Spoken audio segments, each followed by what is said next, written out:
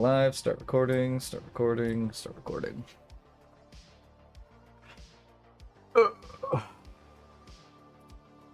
Hopefully everything works out. So are you able to play the videos in full, like his debut comparisons? Yeah. Okay, so I think eventually I would love to see that in full, and we can just like talk it through. Yeah, I was gonna go because you have those are all in there, right? So I haven't like skimmed them, but so I think the debut one and the open one are both really good to look at, and then obviously the win. I think those are the best ones. And then the others, like you got the individual one in there, but actually the individual one, since you're walking from one side to the other, it's not great visually, but the comparisons are great visually. So yeah. Then we can really see, and we can talk about like what the judges were clearly looking for, or maybe what we thought they were looking for and didn't go for.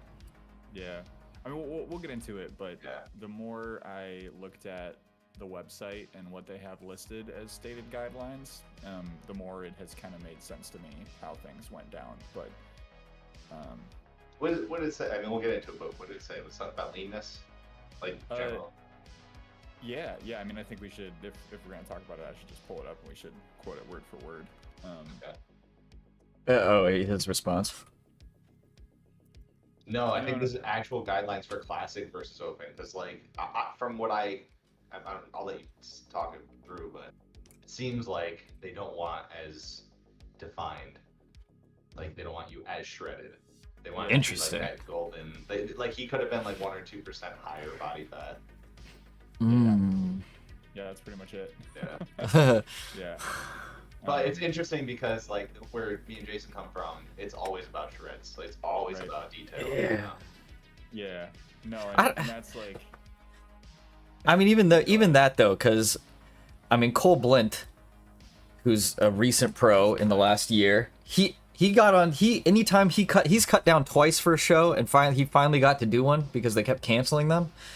But both times he was just shredded to the gills. Do you know what I think the actual, like if you're gonna compete in OCB and that's the call, and judging by what the open guy won with, you just spill over. Like get diced, but spill over. Just you know eat like 900 grams of carbs 2 days in a row.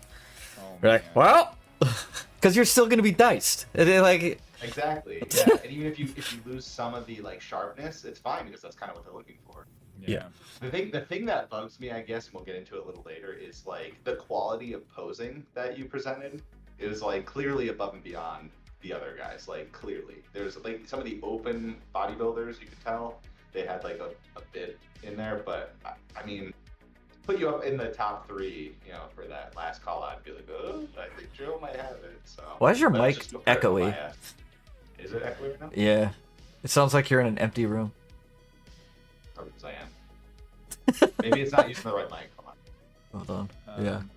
It sounds like Acro's audio is not going through to the actual microphone. The stream. It's not going through to the stream? Yeah, it sounds. No, it does. It sounds like a webcam mic. Yeah, like his mic, just his like main mic that he uses isn't on, so it's going through some other mic. Yeah. I also can't see chat. I have to look way over here because OBS is here and you guys are over here, so which is normally the opposite. Like that's no. Yeah, I guess stream can hear us. Yeah. So, let me check my settings before we get into it. Let me see. Stream can hear everybody, right? They're a little low in comparison to me. Okay, hold on. I'll just turn everybody up. There we go. Yeah, buddy. And this is gonna fuck it up, because... Actually, maybe I should have it like this. Just for reasons. Did I fix it?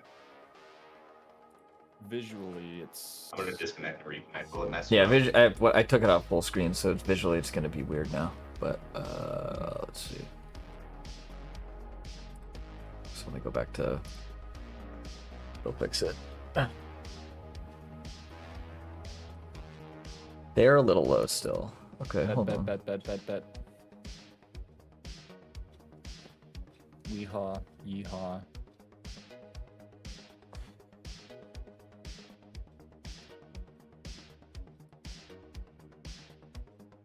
Joe sounds better. Good. Take it. Well, there we go. How about now? I put you both at 100%. Whoa. That'll happen. Where do you go? Oh, where do you go? If you see me disappear, just say something, and I'll, yeah. Now you're loud as fuck. There we go. Sounds all good. Okay.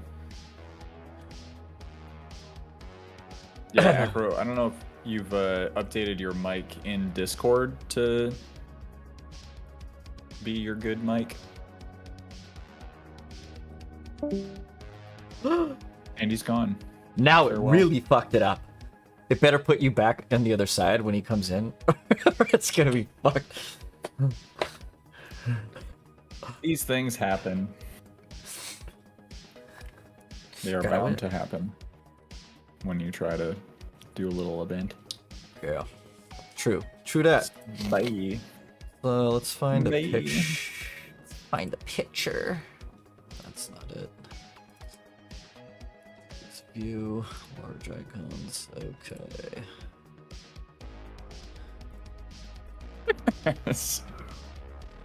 Luigi. Luigi. Yeah, that's a solid. It's so good, dude. I'm so. You should just like do that on your phone, or Ari just did it on his phone. I think so. Yeah, I think so. Yeah, it's pretty funny. He did it so quickly. Because at first he sent me the one without your face, then he added your face to it. Hello? Is it better now? Oh, way better. Jesus Christ. Okay. Yeah, I don't know. You didn't tell me earlier. Dang it. I don't know. I thought it was fuck. Right. Yeah, I could have noticed. That's everybody's good. Sounds good. Yeah. Everybody sounds great. Yeah, I did change my default right. device, so I think we're good. All right. All right. We are Introduce me, Dad. This is Acro. IRL 1D Daiyabolic. Ari. The Gaines daddy. A father of many names. Yeah. All the names. Father of many. Yeah, this guy. Yeah. Hi, guys. We all know him as the father of Twitch. Sorta, kinda. Yeah. And next to him, we have our champion, Mr. Coelrunnings. Hello.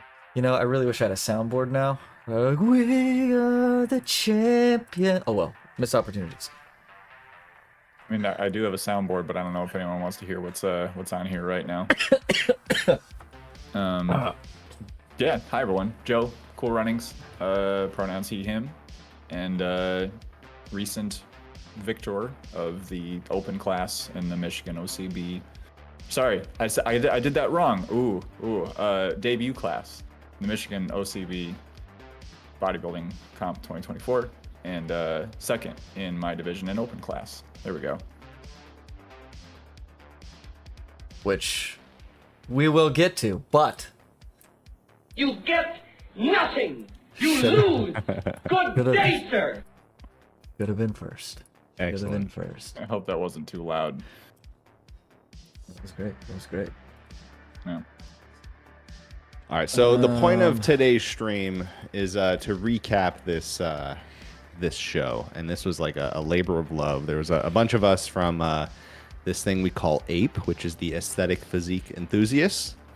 We kind of come together and hang out, and it's not about like competition necessarily, but that's a part of it. If you want to compete, you know, we have a lot of people who have some expertise in that world. So, you know, aside from that, you know, we do a lot of other things like getting people to transform their bodies, and you know, it's really just about an aesthetic. You know, what are you looking for to look a certain way in life, and that's kind of what we do there. And a lot of us are into bodybuilding, and Joe kind of jumped into it, and we all kind of agreed that we were just gonna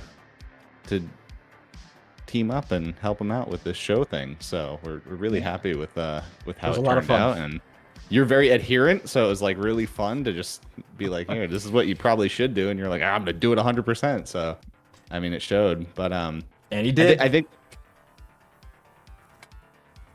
sure did.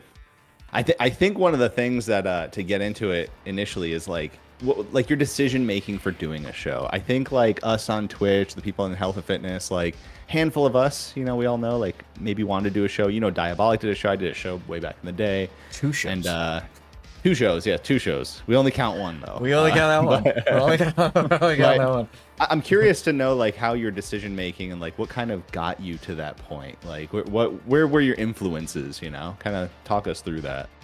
Yeah, there were a lot of different pieces, and I think the ultimate decision kind of happened between December and January. This past December and January, where there was just like I had finished another marathon or a half marathon. I can't remember what I did last fall, and was just trying to spend a little bit of time like running and getting faster, and also trying to keep up with the lifting, and just I don't know. I was just enjoying training, and I think something that I was doing in my programming just kind of clicked a little bit, and I started to see some aesthetic changes that were a little bit more of what I was expecting if I had put more like time, energy, and attention into my nutrition along with my lifting.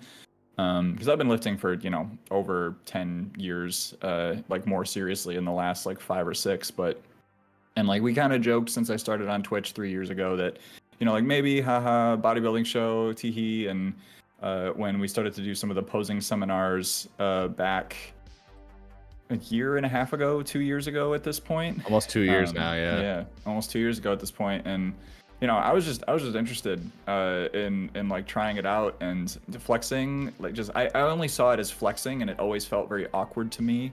And I really wanted that to not feel awkward, and to be something where, all right, I put a lot of work into, you know, my physique, and I put a lot of time into this sport, and like how do I actually make it so that I can, you know, appear the way that I think I may have the capacity to appear. So like there was this kind of lead up through Twitch, and a lot of people in the community saying, hey, you can do it. Practice posing, saying like, hey, like maybe this would look a little better if you put a little more time into it. But also admittedly, like just over the last however many years, it's always been kind of like in the back of my brain of, you know, maybe that's something you could do someday. Because I think I told you guys right on the day of the show that I had an uncle who did some bodybuilding shows, and yes, he took gear, and he was big, and you know, I still can't find any of his pictures, and I'm actually waiting to hear from him to see if I can get some of his old shots. But you know, not to say that it runs in the family, because he's literally the only one in my family that ever did anything like it, but there was something there. So it just kind of intrigued you, and you're like, I guess we're just jumping in now. Do you think the community, it was like, I mean, between like the Holder Heck kind of like gassing you up, being like, I remember you guys like posing during your collab streams, and like, you know, him flexing, be like, God, you're built for this. Like, I feel like there was a part of that, like, it really gassed you up to be like, man, I really should just do this. And obviously, like, we all gas you up, you know, because we all think you're capable. And speaking of that beginning awkwardness for you, you mentioned, you know, when you first, for that one showcase that we did for, I don't know, it's like, was that October? This last October, right? The showcase? Or you're talking about the posing stream? The showcase where we all... Okay, because we have video of Joe doing both. Yeah, we want to see... If you want to see his very first posing, I don't know if Jason can pull it up, but we actually have the very first posing seminar we did with like 12 of us from Twitch. I think like at the 56-minute mark and like the hour 20-minute mark, you should be able to see like a few of his poses and like kind of his awkwardness. But realistically, it's honestly, it's like for those of you who are out there who might be watching this, thinking about maybe doing a show or something, everyone goes through that, you know, everyone goes through that phase, and it's really just about practice. You know, once you get it down, I mean, when Joe was on stage, and we'll show this in a little while, he nailed it, you know, he really nailed it. Not this one. This is the This is the one he did with Beowulf. So this is one that he actually was improved. There it is. It's the one where we So the side relax. we all posed together, the first Jason. So this is it this one? The other one? Yeah. Oh, that's different. We'll get to that. It's gonna be called a long name. I didn't actually title. I'm sorry. I'm a noob. Yeah, because that was from a while back. It's gonna be one of the recent uploads. The recent uploads. Yeah, if you just go by time uploaded, you can actually sift by.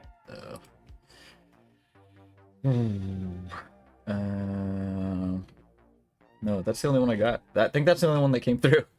Was the one with Beowulf. Yeah, I have the one. I have the after shot. I've got this one. Oh, maybe it didn't come through. I can put it on mine. I don't know if you could show my screen. Yeah, hold on. Okay, Let's yeah, I'll see. pull it up. Actually, because I think this is actually a pretty good. Honestly, we could just show. Can you show him the Coelrunnings after? Can you Yeah. do that one? All right, do Yeah. that one. That one actually is a pretty good one. So this is from our first showcase, yeah. And this is a pretty good indicator because it was shortly after that posing stream, which is fine. God, I want to rip this apart. I mean, obviously, we've already been through it. It's so hard to watch. Yeah, I mean, it has to. It is. It embrace is. this, right? I even look back at some of my old posing stuff, and I want to throw my phone against the wall. But it's funny. You look at this and you think like you were saying earlier, it's just flexing, and it's like you see what these guys are kind of doing, and you're like, well, I'll just put my own spin on it, or I'll just try it out. But then when you get in the technicals of posing, and we'll get into this a little later, it becomes like once you know it and you start getting it like in your head, and you Then see you this start now, you're seeing like, oh it. man, like that's really weird. I think all of us have gone through this, but like I think just what I'm trying to point out is improvements come quickly, actually, just with practice. So like, I mean, you looked insane here too. I mean, you weren't lean, you were pretty close, but you looked pretty insane. Pretty lean. But when we saw this, when Jason and I and other people saw this, we were like, man, just change his poses, and I think he could like do really well, and obviously that's why we're here. But yeah, I'm like really proud of you and the amount of improvement you made like from here to there. I guess like talking about the posing, but we should talk about like some of your just general progress. So I know we have the transformation photos.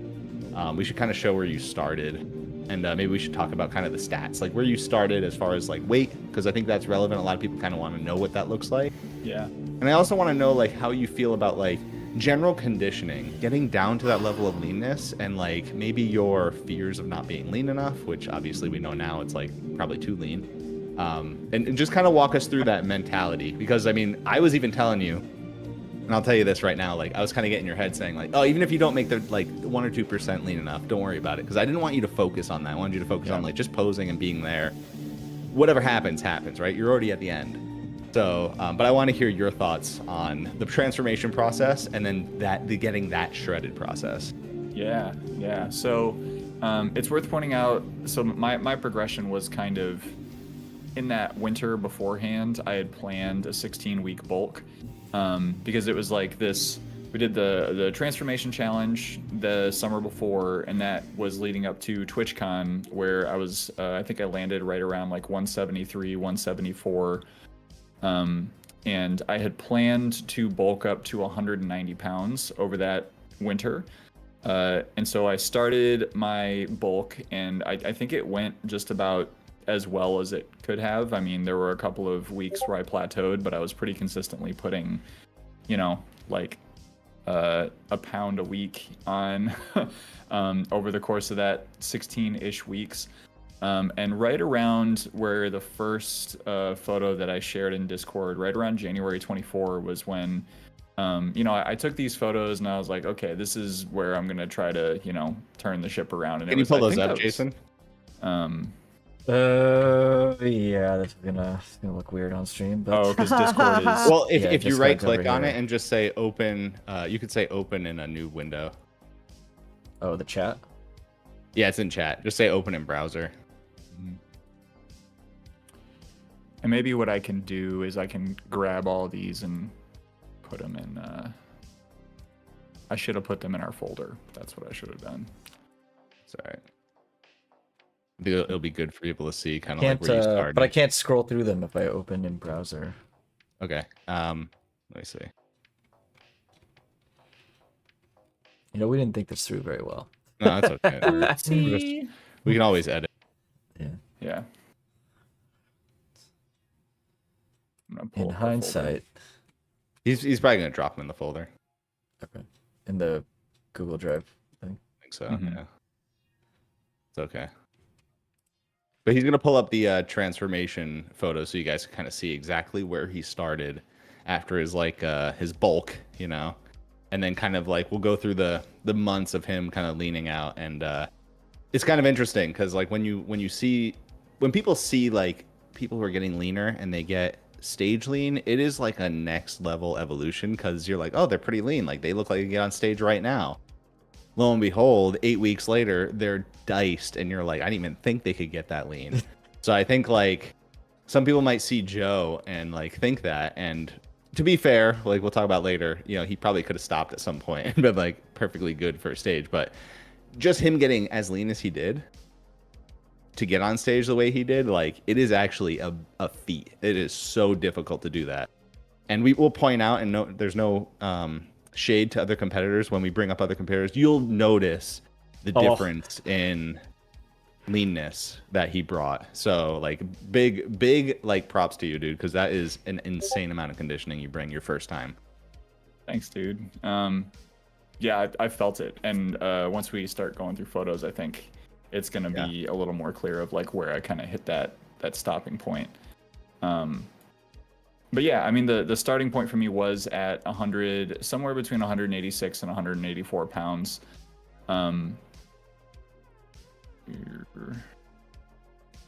Did these come through? I had to give him editor. I think he has editor now. Cool. Usually it takes stand by a sec, guys. Yeah, only Out. only the After and the Beowulf one came through. For you. Interesting. Yeah, I left when I uploaded them. Sorry, we're kind of, you know. We're a mess. Yeah. We're a working through it, guys. goddamn mess. We're working through it. Everyone comment. just blame prep brain. Yeah. Yeah. Yeah. I'm totally in prep. It's not updating permissions. Wish I could just open two different. Can't I open chat in a different fucking view? Maybe not. I'm gonna try something. I'm gonna I go can back pop. to the folder. Okay, hold on. I got something. I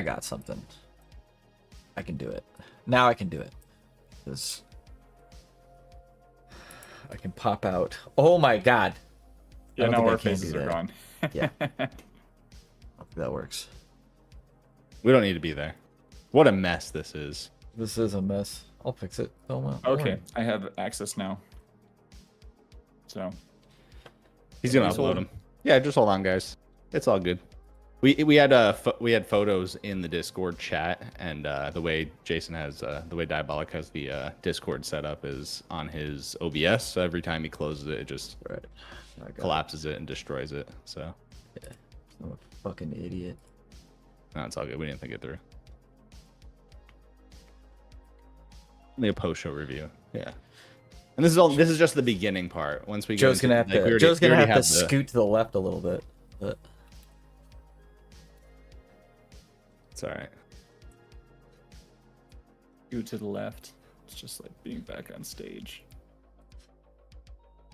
Big Bad Leo TV. Yeah, so we'll get into that. That's actually a couple questions for once we get into this show. So we'll get into like the show and the prep and like his workout and stuff like that. Right now, we're just gonna go through like just how he got into it, what he looked like, the process of cutting down, and then we're gonna move into like peak week and then the actual show day. And the show day is gonna take up more time. So this is actually like this should be fairly quick. This was 186, you said? Yes. Yeah. So it's 186 or 184. I think just the way my my little graph played out, it was kind of hard to tell looking back. But that was about the point where I decided that it was time to start the actual prep. Initially, I had planned to do a 16-week prep, and after talking to, I think, you guys and also to Lou, just about like having a little more leeway, having a little more space for a first prep, and just all the other variables kind of involved with that, I was like, okay, I'm just gonna, instead of continuing to bulk to the spot that I thought that I wanted to, I'm just gonna hit maintenance for a couple of weeks, and I'm gonna start doing a cut, because I didn't want to go straight from bulking into cutting, because it just would have been such a huge change in intake, and also, like, as unscientific as it is, like, I wanted time for those gains to set in, and have the little bit of benefit of getting that. So right. What I actually ended up doing was starting my deficit at that point, because I didn't set up my macros and intake correctly. So where I thought I was going to do a 20-week prep, sort of, I ended up doing a 20-week prep, sort of, but it wasn't on purpose in a certain way of thinking. So yeah, that was kind of my starting point, coming fresh off of a bulk. And I think, I have it sitting around here somewhere, the DEXA that I did, where I was on stream and I was like, I ate a bowl of cereal before I went in and did my DEXA, and it was like 11% or something. Yeah. Hang on, Actually, that was something that was actually my wife brought up. She's like, "Hey, did he get a second DEXA?" And I was like, I think he went and it was closed, but I wasn't sure if you went again. It was closed the second time he tried to go get it. Yeah, I know that. Yeah, the place that it's like a local university that does them, and they just have modified summer hours, and they completely ghosted me. It was really weird, and especially because when I initially set up the appointment for the first one, they had told me that, like, yeah, you'll be able to get another one on this date. So I didn't really think twice about it when I was trying to get it set up. But yeah, I mean, for anyone who missed it, the like DEXA story is that I went in looking somewhat like this, and they told me that I was like 11.7% on my DEXA, and everyone was being very kind to be like, yeah, I don't think that you're at 11.7%. No. The number, I think, to reiterate, the number itself, I know it sounds cool, but it's so hard to accurately like figure out exactly what your body fat level is. I mean, it gets close, but I think that the thing is, like, just to see the difference, just to see how much you've changed is very cool. And I think just having the two numbers is like a cool indicator, but it's not like the end all be all, like, these are what I was. Like, no one's measuring body fat on a stage, right? So no. I think a lot of people get in that mindset too. It is very hard to, like, you run a lot, so you just have extra inflammation all the time in your legs, which did end up becoming an issue later on in prep, where we had to have a come to Jesus and say, look, we'll talk about that. But running isn't bad for bodybuilding. What are you talking about? Nah, I think in your head you were like, I could do this. I could just run straight through prep. I'll be perfect. And then we're like, 100%. Yeah. It was funny too, because we'll get into it, but I told Jason, I was like, hey, who's going to tell him to stop running? He's like, I'll tell him. I was like, all right. I'll be the bad guy. I have like text. I'm texting him. Like, who's going to tell him? I was like, I don't want to tell him. I want to break his heart. But because we just kept looking at your legs and just be like, why is his legs not coming through? Like, it doesn't make any sense. And he was like, I think it's the running. Yeah. I'm pretty sure he's just super inflamed from all the running he's doing. And I'm like, we gotta tell him. Yeah. Someone's got to break it to him. Yeah, but aside from that, like, going down and actually cranking down your weight, I know you had like a few sticking points where you were a little concerned, or you were concerned you were too ahead, right? I think you were concerned you were like losing too quickly. Which, looking back, like, it's true. So I think you did take a break, right? A little bit of a break, which is beneficial, and we talk about this quite a bit. When you need it, and you do it. It's just about being on track that last month and giving yourself leeway to do practice peaking protocols. So I don't know what we're missing as far as the transformation. I don't know if you want to go through a couple more of those, Jason, before we move on to like the diet breaks and all that stuff. Yeah, so there we go. The folder I just dropped into Google should be updated with all the rest of the transformation photos. So the one that folks are seeing now is so the first one was January 24th, and this is April 4th. So, you know, I think I have some midway shots that are kind of in between these two, kind of buried in a folder. Like, the amount of photos, I have never taken so many pictures of myself as I did during this prep. And like, you have to. I have, yeah, like I had this, like, I was emptying my phone monthly into a big old hard drive to just like dump all these photos and get them kind of kept in one spot. So it's all there, right? But it was yeah, so I think this was around the point where so this was what, April 4th? I mean, here, that is. This looks around 17-ish, 16, 17%. And now with relaxed abdomen here and more serratus coming through, this looks to be 14. Yeah, 13, 14. Yeah, whatever it is. You don't hold a lot of fat beneath your armpits, which, like, your serratus are insane. I mean, even here, they're gigantic. It's nuts. It's absolutely nuts. Good just, genetic bit. Yeah. Just archangel wings just coming out of, just surrounding your lats.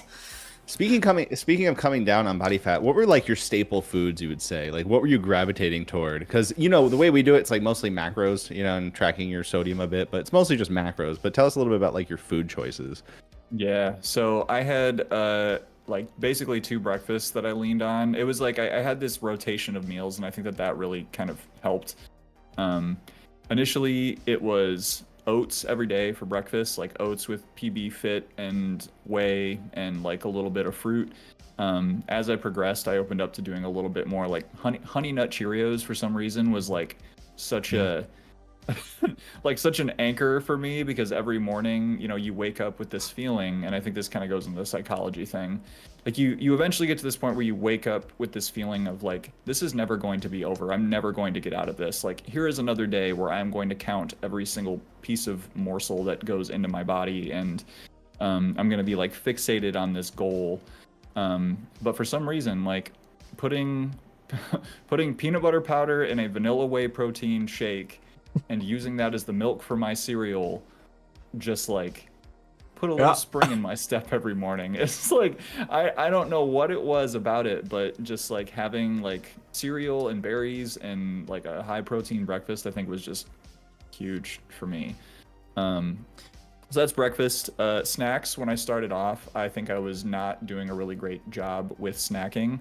I was hitting like my old approach when I wasn't really counting and I was just cutting is I would say like, okay, like on a maintenance or on a bulk, I would eat peanut butter toast as a snack around 10 a.m., 11 a.m. And when I was cutting, I would just switch that to like an apple with a little bit of peanut butter.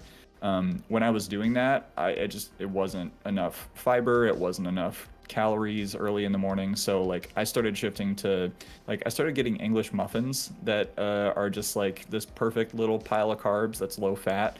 So I ate a butt ton of English muffins during prep. Like sometimes, you know, 2, maybe 3 a day, but I guess that goes to the thing about my intake levels, and we'll talk about that.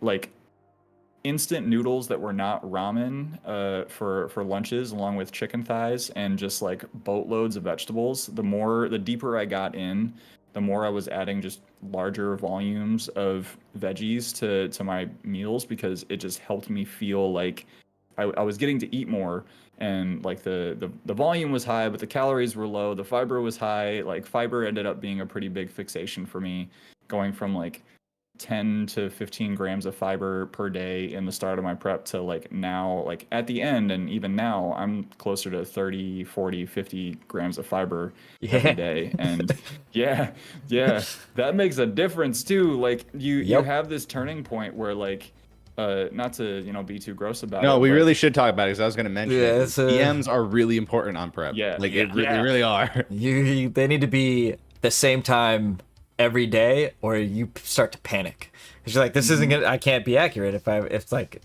2 hours I haven't pooped, and normally it's like you poo 2 hours later. That messes everything up. Oh yeah, or when like it's just you know, like the consistency of such is unpleasant. It's like I don't have a lot of big pleasures happening in life right now, and if my poops aren't good, like what do I even have, right? What do I live for? What do I live for? Yeah. But I think your approach was like appropriate, and no one really had to tell you it. I think you kind of intuitively know is like volumize, right? Like low calorie, more volume, fiber, and it keeps you basically regular. Because I think just going back to like my own preps, you know, it's like I wasn't getting a ton of fiber, and I noticed, you know what I mean? And it just ruins you for like a week. And it's like, I got to do something different. And it takes a while to like rebound from that. So the fact you're able to do it early on and keep yourself like on that schedule is like huge, you know? And I think people like disregard that in a prep for real. And and it can help with like staying full too. Sorry, go ahead, Jason. I'm pretty lazy on prep when it comes to certain things. So, like, you were good on you for eating a ton of vegetables. I don't want to make the vegetables, so it's like sometimes I would do green beans out of a can. But most of the time, when I discovered the carb balance tortillas, they're kind of a hack. I completely stopped eating vegetables. I was like, fuck it, I'm gonna have 2 of these, and that's 30 grams of fiber. I'm good. So I still rarely eat vegetables. I'm just like, the only time I ever get vegetables is at night, because the wife is like, we have to have a vegetable with our thing. I'm like, if you say so. But for the most part, I live off these carb balanced tortillas. It's like, oh, I haven't had any fiber today. Let's pound one of these. I'm good. Yeah, and like one of my goals early on that I talked about with my wife Lauren was I really wanted it as much as possible to feel like a normal thing for her.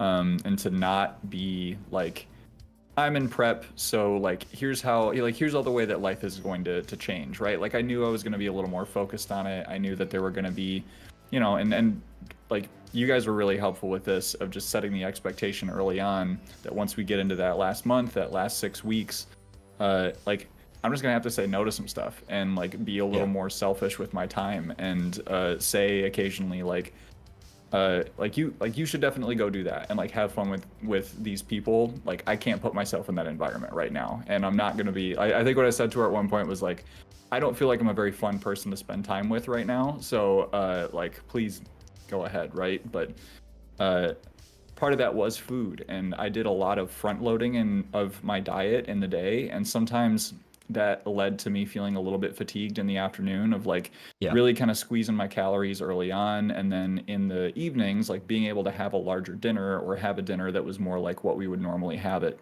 you know, in the off season.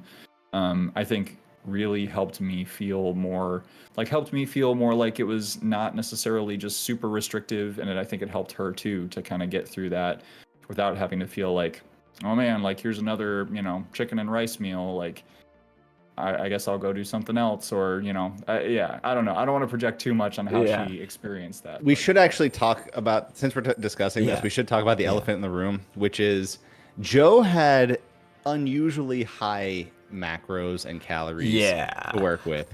Now, this is funny coming from him saying I didn't have a lot. I didn't have a lot to eat. For me, I could literally eat on a bulk what he was eating during his last week of the cut. So I'm currently bulking. Real. Like I'm currently in a surplus and eating barely more than he was eating his last week. Or you were eating what, 20? You were at 2,700 your last week. 2,700. Yeah, it's 2,700 calories. I'm at 29. I'm at 2950 right now, and so I'm everyone's gaining, different. Like, but it's like, you know, in my last week of prep, my last prep, I went as low as 2,200, but I also did way more cardio than my first prep, because my first prep I went as low as 1,900, which that's not a lot of food. And I said, but I also barely did any cardio. So the second prep, I was like, I would much rather do the cardio and have a little bit more food, and prep was a bit more enjoyable the second time. And that's exactly what happened with Joe. Joe's a runner, wanted to keep that up, but also you kept your step count up. What, you were at like 20K a day? Yeah, 20K a day near the end. So let's talk us through like your cardio schedule up until you stopped running, and let's kind of go through that, because I think that's another thing. Like the food is kind of important. Obviously, it's really important, but I think the level of activity you were doing is kind of unusual. So let's talk through that a little bit. Yeah. So up until I guess the initial thing, and I have my plan kind of pulled up here of what I had initially plotted out. I was already doing a fair amount of running. I was running 2 to 3 times a week on average. I would have a slow run and then potentially like speed work or, a longer run in there somewhere. But since I wasn't actually training for a race, I wasn't doing the like long runs on weekends. Because kind of an aside, what I've found over the years is that is really the thing that messes me up and puts me in the place of like feeling like I'm broken all the time, is trying to fit long runs into my schedule. But all that, like, I think around that time I was running 2 to 3 times a week, averaging like 10 to 12K steps per day on my off running days. And when we were starting to get a little bit deeper into things, and I was starting to realize that running wasn't going to be something I could continue. And also we were, just saying like, hey, like, you're probably going to have to stop doing this. My mindset shifted in a way from, I'm just going to like try to get moving a little bit and like keep myself reasonably active, to, well, that's something that I was doing consistently that I am dropping out on. And I want to talk about this in the right way, because I feel like it did sort of bend into disordered eating and disordered behaviors, where I was saying like, I am trying to be as active as possible at all times of day. Like, I'm trying to make sure that I'm standing at my desk more, like I'm standing right now, standing at my desk more, I'm walking more, I'm taking more opportunities to take breaks and take the dog around the block. When I was doing chores, it was like, the goal was not to save time. The goal was to make anything that I was doing slightly more calorie burning. And I think that that's where a lot of the mental exhaustion came through with prep, was this like, Macro Factor is a really great app. It has a really great approach to helping people calculate like what their intake is and what their output is and all this stuff. Their algorithm's great. But because of the fact that it does kind of use that algorithm to base what you should be doing on what it expects you to do, in the back of my mind was like, if I don't do what this app expects, I'm going to fail.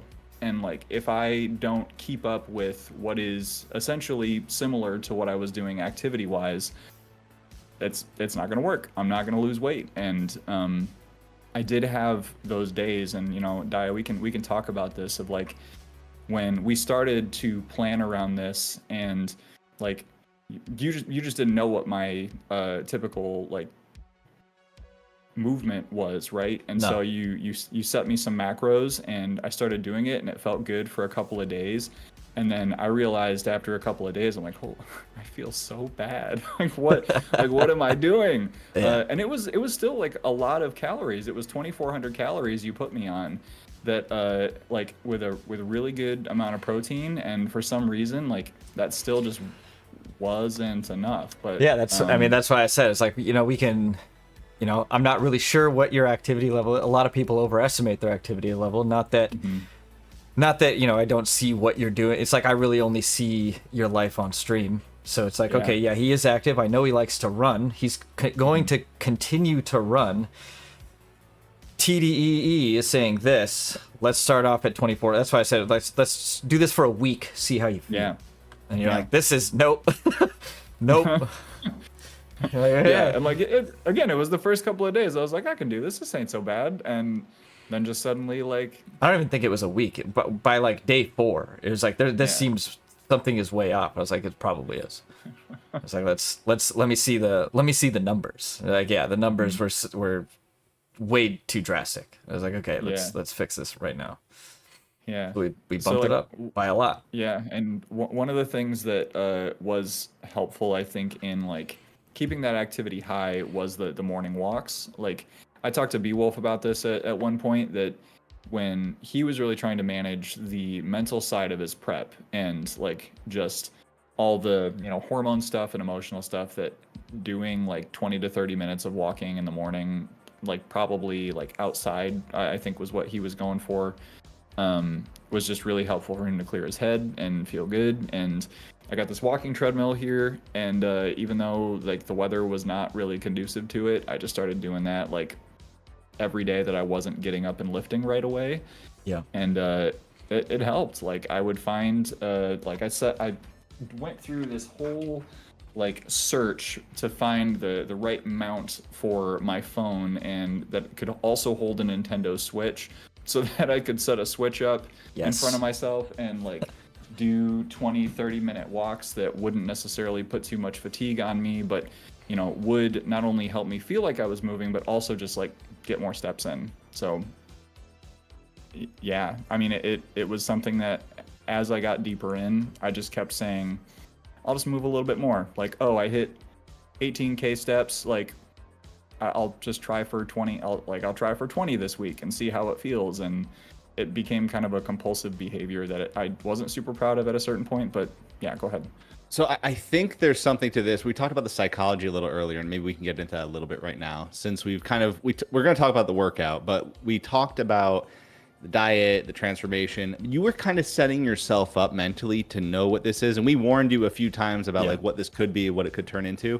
I'm curious, like, if you realized even those compulsive things that pop up, being who you are, was going to be an issue. Maybe you didn't realize that, and now that you've seen it, it's like, okay, if I do another one, this is really what it is. Not necessarily like I'm going to be thinking about what is going to happen on the show day, but you're thinking about what's happening in the minutia every few seconds, you know, and it becomes a lot, right? So talk me through that, your initial thoughts, and how it modified and changed over time to where you are now, how you feel about it. Yeah, I think initially I just expected to be hangry. Like, I just thought that it would be a diet fatigue thing, and that at a certain point when my body fat got low enough that I would just be kind of like the hormone stuff that happens where you just start to get like a little more of a short fuse, so to speak. That's the kind of stuff that I was expecting.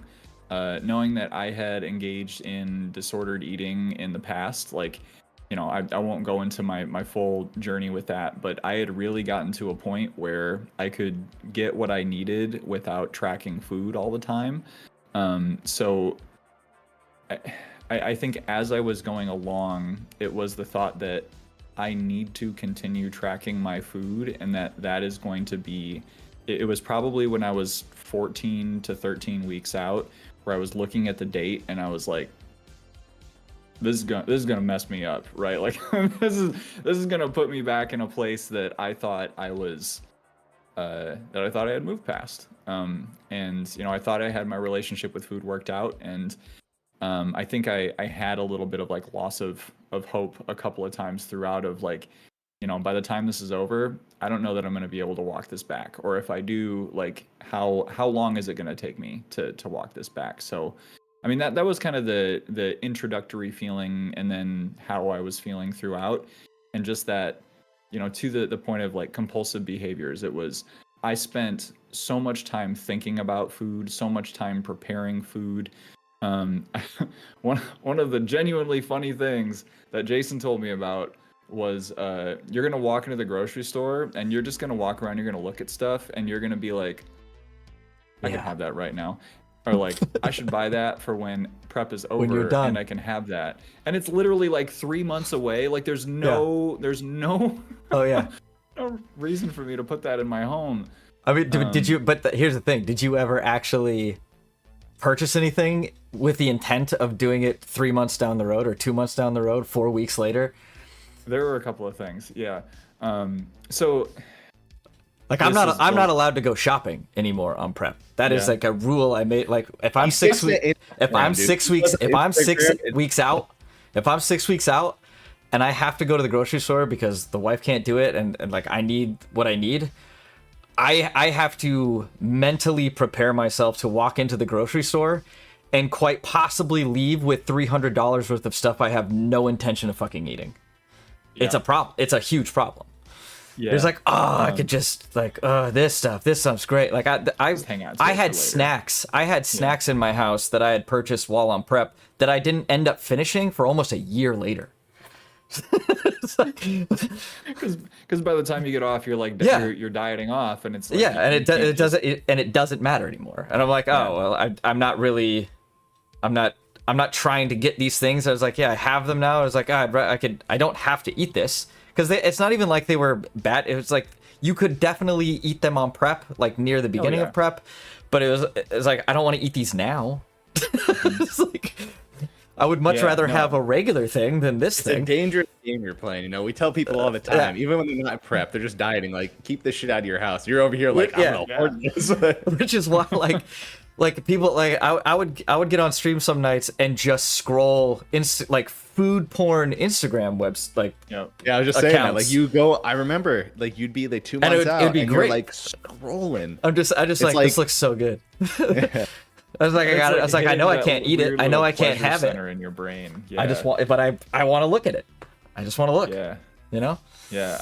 I mean, I've got a box of frozen fried pickles in my freezer right now that has been in there for far too long. Like, for some reason, like one day it was the frickles. I could not turn them down. But I was doing the same thing with Instagram. Like my algorithm, both for Instagram and Facebook, it would get fucked. Oh, it was so, like, it 100% latched onto the fact that I would see some like ooey gooey chocolate oat bake like yogurt peanut butter. Like, I didn't even have to like it. It's just like, oh, you're just don't even look at it longer. Yeah. Don't even look at the comments. Looking at the comments, just looking at it for longer than 10 seconds. It's like, oh, we're gonna get him. We're gonna get him. So now that you experience those things, right, and now you've seen it at the end. Let's just talk about like the very end of it, because like obviously we'll go through peak week. And definitely, let's talk about the end, because I even noticed some things. There are some things where you were like, it's like just eat, but I think you still had that. Even early on, you thought like, I'm just gonna defeat this, but at the end, I mean, the last week, you even know it's like the day of after the show, even. It was like talk us through that. I don't know if this is gonna be emotional for you, but I want to hear like how you really feel about it and what you're feeling now. You know, seeing what you were doing like during the barbecue, right? Yeah. So like the barbecue thing was nuts, because I was like, eat. What are you doing? Eat. Just like, I don't give a fuck if you eat everything on this table. Do it. Yeah. No, I mean, get it out of your system now. Yeah. So that last 2 weeks, like when I saw that I was that close. There was nothing that would have made me break my diet. Like I was part of it is that 2-3 week check-in that we had that conversation about I don't feel like I'm there. Like I feel like I should have done something different. I am gonna start crying. Like I don't feel like I'm there. I don't feel like I'm gonna make it. I'm not gonna get as lean as I thought I was going to.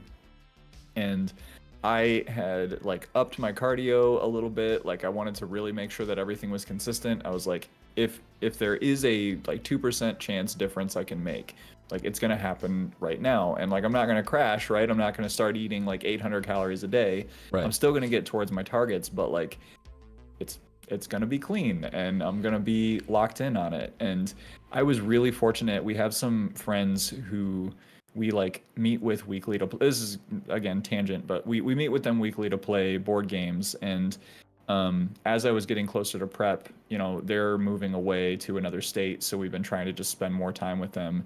And like the couple of times that we got together in that final stretch, they were just so supportive and being like, what are things you can eat, and like what can we make, because we would, you know, alternate making dinner for one another. Like, what can we make for you? Like, like, here's some rice and veggies, and like, here's also some salad if you can't have carbs right now. Like, you know, like super duper supportive. And that last 2 weeks, I was just completely dialed in. And I'm pretty sure like there could have been moments where I was preparing food and like doing things around food where if my wife would have walked in the kitchen and like asked me a question, like I probably just like missed it, you know, because of the brain fog and because of the hyper focus. But yeah. And then the peak week, you know, we kind of started talking about peak week, but the fact that I had can get into it. Yeah. Do you want to talk about it now, or do you want me to hold off? All right, so let's talk about the practice peak week and what a peak week is, and I'll let Jason kind of talk about what peaking is, and then after we talk about peak week and you getting through it, I kind of want to talk about the barbecue day. Yeah. But I also want to go in and go backtrack a little bit and talk about your workout. All right, and so let's get through the workout, and then we'll thank like all of our friends who helped, and then let's get into the show, because we shouldn't let this last 4 hours long. I hope. Yeah, but it could. So talk us through what peaking is real quick, Jason, and then we'll a peak week is usually your last 7 days before the show, and the whole goal is depending on how you went about your prep, is to get down to complete depletion of all the glycogen stores within your body, and then right before the show, build them back up again so that everything very quickly. So not you completely deplete and then you build it up really, really quickly, so everything just looks hard and tight and completely full. And you usually do that with carb manipulation. You can do that with water and sodium. Usually naturals don't have to do any water manipulation just because they're, there's really no need. They're not big enough, or they're just also not taking a bunch of insane drugs that require them not to using insulin and stuff like that. They're not holding water from extra exogenous compounds that they're injecting into their bodies constantly. So, no diuretics, nothing like that. So there's not usually a lot of water manipulation. And if it is, it's very, very minimal, where, you're like last day. Yeah, the very last day, just to kind of sip as needed kind of deal, just so you're not. But for the most part, naturals can tend to just drink water as usual and then just manipulate their sodium, their potassium, and their carbohydrates. So we did a practice peak for Joe because he's never done one before, and it was like a haphazard one. He kind of went into it and just kind of see how his body would do, depleting some glycogen and then introducing it. We had some photos, and I think you did it like 3 weeks out or maybe 4 weeks out. No, and you look pretty good. And in my opinion, just looking back at the photos, like you got lean enough to where like you could have kept carbs probably the same. That one, yeah. And like the really peaking for a lot of people is like people who don't get shredded enough. For you, it was just like an extra step for you to go through it. But realistically, you could have been like just slightly lower carb, increase it a bit at the end just to fill out, but you didn't have to go crazy. And for that mock peak week, walk us through like your initial feeling of it, and then we'll talk about your actual peak week and like how you felt about it. Yeah, so when we were starting to talk about it, my initial thought was like, hell yeah, let's go for it. This is the time, right? Like we're 3 weeks out. If I'm gonna do it, I should probably do it now so that I have enough time to recover a little bit before the show, and then really do a final diet push if I need to. And I got cold feet right before we started doing it. I started to, like, y'all were really great about talking me through what the procedures were, and as I was laying out what that diet would look like, and thinking about what I was really afraid that my training would suffer. And like that was kind of the weird thing that I went back and forth on, was knowing that I was going to be cutting out those carbs, and in a period where I was afraid of the natty muscle loss that could happen and the drop in energy that could have affected how I showed up on show day. Because like in running, if you've heard me talk about how I do a taper approach, like my tapers are 3 weeks long. Most runners do 2-week tapers, because like I just know like that training that comes in that last 3 to 4 weeks is like it can matter, but like ultimately if you're not ready by that point, it's not gonna. So I should have known that, right? That the actual lifting wouldn't have been that impactful, but yeah, just like laid it all out. I mean, I have my my macros pulled up, and it was the first day normal, and again, this is like really high intake for just about anyone, but first day normal with 300 grams of carbs, 210 grams of protein, and 80 grams of fats. And then the next day jumping straight onto keto with 50 grams of carbs, 200 grams of protein, and 200 grams of fats. And the idea of eating 200 grams of fat during a day was so strange. so fun, weird. though. We should talk about it. So it's basically to keep your calories the same, but also like you're replenishing like the fats and triglycerides like in the tissue as well, which does play a big role. And that's kind of the super compensation thing that happens when you do carb up. So yeah. And so it was very like, it was kind of a fun exercise. Like I think I've said a couple of times on stream that moving around and like playing with different things with food helped keep things manageable. And like having a week where I had to do keto for a few days and then like do that again, like just eating, honestly, like eggs. It was the first time I had eaten eggs in 15 weeks because I just was avoiding them to keep my fats down. Eggs, like salami, cheese, like fibrous carbs, and honestly, like I had some fun with things like Quest has their like low net carb stuff. Yeah, it's like their keto-friendly stuff, yeah, the keto-friendly stuff. And some of that stuff tastes really good, but when you're just on a regular cut diet, it's like, can I justify 11 grams of fat? Yeah, it's so high in fat. From a protein bar. Even in a bulk, I have issues with that. I'm like, I was like, this has 12 grams of fat in it? Like, no. The fuck? No. That's what's making it taste good, but also...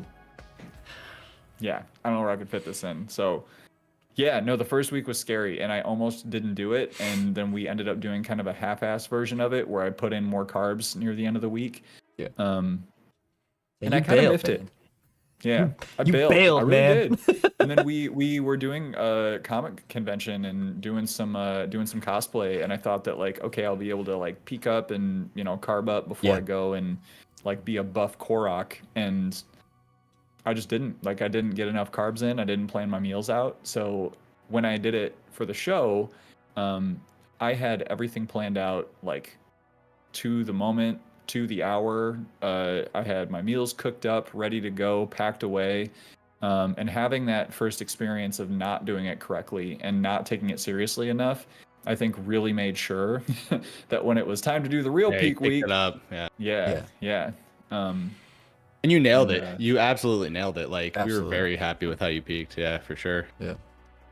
That's something I have to say. Joe is very adherent. So when we talk about adherence, it's really just about doing the damn thing. You know what I mean? Because that's what matters, is just doing it. Like, yeah, there's psychological things you have to deal with, and like sometimes you just need those breaks, and those are allotted for. But if you're not like sticking to it in general, like you got to address those things early on before you stick to a plan like this. So anyone else who's like thinking about doing a show, if you want results, you really have to stick to the plan, Mm-hmm. He was slightly underprepared day of. Like, I expected he was going to bring more food. He did not. So it's I had... Thank God people are backstage are pretty nice, but people had huge things of honey, and I was like, all right, give me this rice cake, and I would grab a rice cake out of his thing and just smother it with, eat this right now.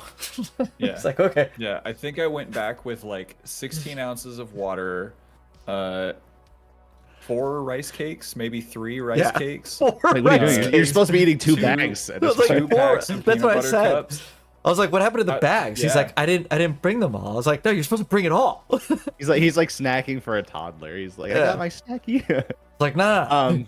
So, all right, so we're getting up to the show. Let's talk a little bit about training. I know Lou isn't here, but Lou did all your programming, right, for this entire prep? He did. And I think he worked with you really well, especially around the running and stuff. So I don't know if you want to... Let's just give our shout-outs right now. So shout out to Sweet Lou. He's like our APE program coordinator, manager. So he does all of our workout programs. He helps a lot of people in the community.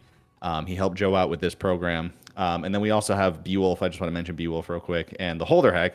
But Beowulf, because, he helped Joe with a lot of posing and like stage presence stuff. So thank you, Beowulf. And Holderheck and even Bell, thank you guys for being there. And Holder for holding the camera during the show. Because we had it happen in Discord. And screaming everything that Ari said loudly. Yeah, we were just screaming. So, and we'll talk about that too. But that's kind of want to get into that. But let's talk about Lou and his programming method, and just give us like a quick run through of like kind of what you've been doing with Lou. Yeah. So when we started off, my that first 4 weeks where I wasn't really getting any help at all, 4 to 5 weeks, I just about wrecked myself. Like, I was doing far too much volume. I wasn't really managing my fatigue super well. I was getting too close to failure too often and just like really beating myself up. Lou came in, and I think he was trying really hard to have this like very he was coming at it with the approach of like, I'm not expecting you to get stronger. I'm expecting you to potentially lose a little bit of this along the way, but like, we're going to make this as easy on your joints as possible. So we started off with feeling things out at some lower rep ranges. And really, like, we stuck at 3 to 2 reps in reserve for primary movements, like the entire time. So, I mean, sorry, I'm just looking back at my spreadsheet. And really, like, we were checking in probably 2 to 3 times a week. I would fill in my spreadsheet. He'd check it out. He'd give me some feedback. He helped me program between, like, one of the things that I had going on was I would have 3 days a week that I would be streaming and doing work in the home gym. And then 2 days a week where I would get up early in the mornings before I had to go into the office. And I would do like a gym workout, which, I think initially there was this dance of like, he was like, well, I'll tell you like what generally to do, and then maybe you can go and figure out what actual movement you want to do, based on all this. But I had this initial, and I think it was during the period where we were trying to figure out the nutrition stuff, and maybe my numbers were a little bit too low. I had this dip in strength, and then it just like plateaued and evened out for the rest of the prep, because largely because of like we weren't getting close to failure, except for on some like isolation movements where it made a little more sense, and also getting just it wasn't like super high volume. It wasn't like 20 reps, and anytime I got anywhere close to that kind of volume, he was like really pulling me back and being like, you don't have to do that much, like we'll put you up 5 pounds and we'll get you back down. But like so many props to Lou for just like really being conscious of like I had some moments where I think I had main character syndrome, where I was like, yeah, I'll be fine, I can do this, like I'm not going to break down. And he saw that coming a mile away and was like, listen, if you keep this up, like it's not going to turn out well for you, and was willing to be like kind and supportive, but also just telling me exactly what I didn't want to hear. Yeah, I think we all had to kind of do that with you. Yeah, I think there were like key moments, like especially telling you to not run, and like just little moments about like after show and all that stuff. That's like it sticks with you, and I think it's going to be valuable for your next time, because you're gonna be like, I've been through this before, you know what I mean? Yeah. So even like the whole programming of your workouts, like there are people who get really strong through their prep, but like they're also not running, like you are. So I mean, there's a lot of factors, and you're actually like an enigma. You're tough to dial in because of all the expenditure. But with that said, the fact you were able to eat as much as you did and got to where you were at the end, man, it was like it kind of worked out beautifully. So I'm very happy with like how it turned out. So with that, let's before we get into the actual show day stuff, let's talk a little bit about like getting you prepped for posing. So just so you guys know, Jason and I and Beowulf, we all kind of collabed a bit. Jason did quite a bit of the legwork with getting Joe like fine-tuned for posing. We've had some sessions online, and then when we actually got him in person day before the show, we did quite a few changes, but I think they stuck really well. Yeah. So Jason, why don't you walk us through like the posing, what he needed to work on, and let's talk about like key poses and stuff. Like I just want to hear from Joe too a little bit about like who are your influences, like who do you look at and you say I want to look like this, or like bodybuilders or whatnot. So take it away, boys. I mean, for me, it's pretty. Quarter turns are always going to be like the big thing for me, and then your main mandatory poses. So, and a lot of them, especially the quarter turns, are just awkward, and it takes a lot of time and a lot of practice for a lot of people to dial those in. And for Joe, it was no different, right? He had a pretty big issue with engaging his lats.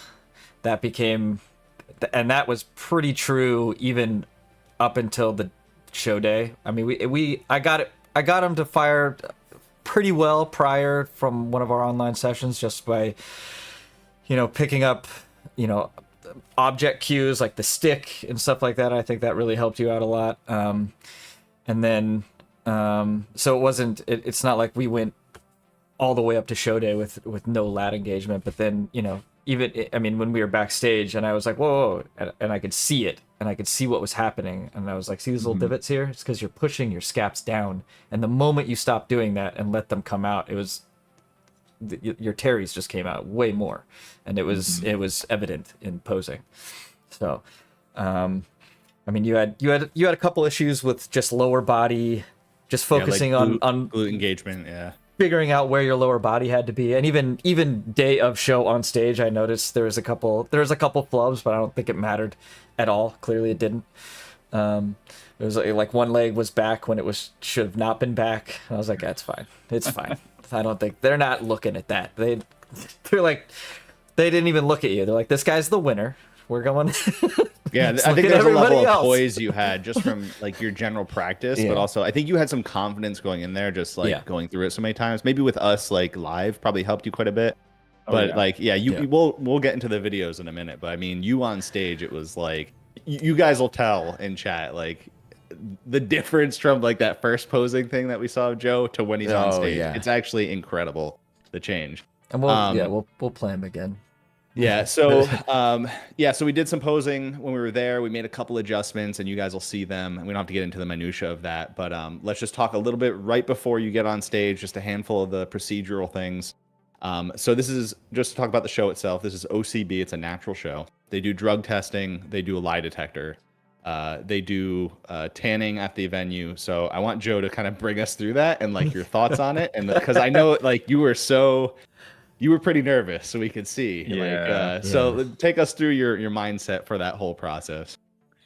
Yeah. So, I mean, having just not sure like what order to take this in. So again, like the food thing, it felt good to have it all planned out, and it felt good to talk about that with both of you beforehand, so that there weren't any questions about like what it was that I needed to be doing. And like timing stuff was a little bit strange, but the progression was like you would get your tanning slot and your polygraph slot, which would take place at a hotel the night before the show, and then you weren't going to find out when or where you needed to go to do your touch-up tan the following morning. But I had like set it up so that my tan and my polygraph slot were right next to each other, because I figured like, okay, I'll go knock out the polygraph and then I'll go like do this whole tanning thing. I almost failed my polygraph test because I was so nervous, which like that's pretty funny. This is like it is the strangest anxious feeling to be sitting there and you've got this thing like wrapped around your chest that is like tracking your breathing and your heart rate, to like feel yourself getting worked up and know that you're getting worked up is a problem. But like you can't stop it, right? It was yeah. So I remember sitting in the chair. He's like, stare at the wall, answer these questions, say these phrases. And at one point he like stopped typing and he's like, just so you know, you're failing the test right now. Is there something you want to tell me? And I'm like, I think what I literally said to him was, it has been very important to me to not use substances in preparing for this. And like, I'm just really nervous right now, but I'm going to do my best to follow instructions or whatever. I'm just really nervous, man. Yeah, like he came out of it like he saw a fucking ghost. Just like he came out of there, he's like, ah. Worst experience of my life. Like I almost failed that. Like yeah, it's like the spiral, right? It's like all the last 20 weeks of, if I don't get my emotions under control right now, and they say that I can't compete because I got nervous, right? Like that would have been wild. That would have been just completely, yeah. Anyway, got through it, sort of laughed it off, but then went to do the tan thing.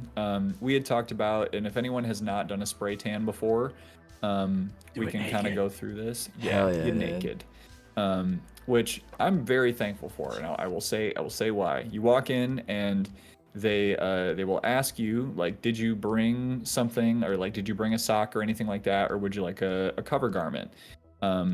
And I had gotten some framing for this, but a cover garment is basically like this mesh thong that they give you with a little, just like little strings wrapping around. And then they put you inside of a little booth, and there's people getting sprayed around you. Like a pop-up tent. Yep, like a little, like a changing tent that you would have for camping. Camping. Yeah. Yep, and then they start going. And I think the moment that I went from being like kind of nervous to just like, well, this is what it is, and it's kind of funny, is she's like, can you, like the woman who was, her name was Joanne, who was like doing my tan, was like, yeah, can you just like pull that over to the side? And I looked down and just my junk was just hanging right out, and I had no idea. And I was like, okay, well, I guess we're comfy now. You're welcome, friends. Joanne. Yeah. You're welcome, Joanne. Well, we had a nice conversation. You know, she was very nice. She used to do shows, and then she started doing tanning. The tan looked good too. Like she did a great job. I think the tan was awesome. Yeah, she went pretty heavy on my face. That was one. Yeah. She did, but it didn't look bad. Day on of stage. it was I mean, day of it it was honestly fine. was fine. Yeah, Day of it was fun. It's kind of like you see it and it's kind of shocking, but I think on stage it's normal. But yeah, walking around it's kind of embarrassing. I get it. Yeah, no, and I got in my car and I saw myself in the mirror and I just started laughing. Like, you even came out of the tan and you were like, your anxiety was so high out of the tan. You're like, your shoulders were up and you put your bags down. You're like, I don't want to ruin this tan. I ruined my tan. Yeah, we're just like, The best. do you want to go home? Bro. Do you just want to, like, we don't have to go upstairs and do pose. more posing. You can go home if you want. So yeah, you just go. But It's like, the just best thing go is, home. so it's like, I don't know what time Just go it was. relax. It was pretty late. It was pretty late. And I get a phone call from Joe. And I had talked to Beowulf on his stream earlier, and he's like, after he showers and stuff, and I kind of brushed it off because I'm like, showers? Why would he shower? God. Like, it's a tan. Yeah. It's like, no. Like do not somehow shower. Beowulf got a hold of Joe and was like, hey, when are you gonna shower? Fucking And then Beowulf. Joe calls me, do I shower? I'm like, no, don't fucking shower. Did you talk to Beowulf? He's like, yeah. I'm like, no shower. I'm like, no, don't do that. I think it was just a miscommunication, something different that Joe does. Yeah. Ari looks at me and he's like, I knew it. He was gonna I knew he was gonna say something to him. I felt so bad because like I wasn't gonna say it was Beowulf, and when you were just like, did you talk to Beowulf? I was like, we knew because we were watching his stream earlier, and he mentioned something about a and he was like, brushed it off. I was like, oh, did he say something about shower? Like, you're not supposed to shower after you get a tan. What the fuck is that? So I think what he did was he got like some base coat really early, and then you get like one, and then the finisher, right? You get like basically 3 total. You got one and like touch-ups. That was it. So yeah, so like, there's no reason to shower. But yeah, that was really funny. That was a really funny time. Anyway, so we're gonna get into the show. So you had Jason backstage, who's helping you pump up, helping you with posing. Backstage, I'm sure nerve-wracking, but I'll have Jason and you talk about the backstage stuff, and then maybe you can start playing the debut comparisons, Jason. I think that'll be a good for you guys to talk about. You guys can play the debut comparisons. Yeah. You want to talk about it first, Jason? Yeah. I mean, for me, it was. I mean, that essentially the third time doing it, but I was like, you know what? Let's try to find a comfortable place that we can just sit out and chill. And it was nice that it was like at a high school auditorium, so they had like the makeup. All those have the makeup rooms with all the seats and the lights and everything. Too bad the lights weren't very bright and they were a weird orange color, but it was like, all right, it's warm enough in here. You're not going to get cold. We can just kind of sit around and wait. And then eventually, I had you move upstairs just because it was like, it'll be a whole lot easier to stage the way we need to stage things if we're upstairs. But I didn't want you to be cold for the majority of the time. So most of the time we were down where we couldn't see anything. And it was oddly stuffy in there anyways, but yeah. Yeah, we couldn't hear anything that was like I thought there would be some sort of a PA system so we could at least hear the announcers, but like if you were down there, like you had no idea what was happening. Yeah, and I was getting tired of going back and forth upstairs. I was like, let's just move our stuff upstairs, and then it's more fun up there anyway. It is a little colder, but we can if you want to wear a thing until you need to get extra, they'll give you extra touch-ups. It's fine. Just put your clothes on, and we can pump up from there. But yeah. Yeah, it was all fine. So we just kind of moved around a little bit, tried to keep warm. And we had talked about it beforehand that like there's going to be, like this little bit of pumping and a little bit of band workout stuff that you do like 30 to 40 minutes before you go on stage. That's really to just start warming things up. And then about 10 minutes before we're going to go on, it was like, all right, this is where we start to really pick things up, right? This Balls is where the the peanut butter cups go in my mouth, and we start taking like we did some no stim pre before we went on. That I'm really glad I picked that up because I love that stuff. That is So you also you forgot salt too, so that was a problem. Salt. Yeah, yeah. And I went around. I was like, somebody's got to have a bunch of salt. And it, like the few people I asked, they had like a couple of the packets. Because initially I was like, it's fine. I'll just go down to the hotel cafeteria or whatever and grab a bunch of salt packets. I was like, oh wait, we're in a high school. I can't do that. And then I was like, all right, well, somebody's got to have like brought a whole thing of salt, which was surprising that nobody brought like a bag of salt or even a whole container of salt. And one person offered me like some salt packets, and I was like, do you have more than this? And they're like, no. I was like, well, I don't want to take your only salt packets. Like, yeah, dude. Because in my mind I was like, what happens if I take their salt and they feel like you edged them out because I took their salt? And I was like, nah, I'm not. Like, you take your salt. And I was like, you know what?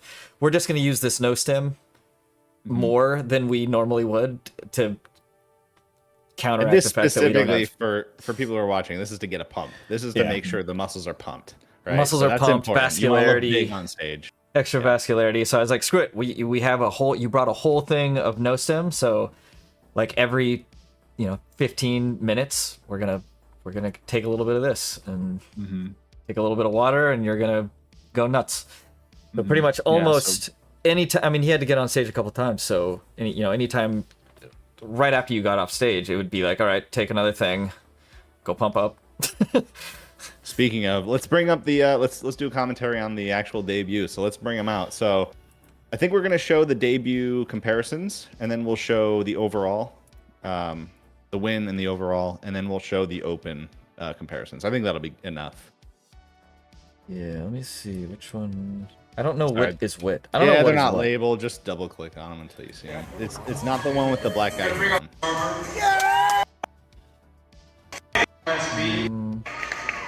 No, this is awards. Yes. It's gonna be the longest one. It's gonna be one of the biggest. It's gonna be one of the biggest files. Biggest files. Yeah, I should have renamed them when I uploaded them, but I just uploaded them right from the phone. This one's pretty long. It's gonna be like one of the first ones. It's pretty long. Also, nope. As far as number 38.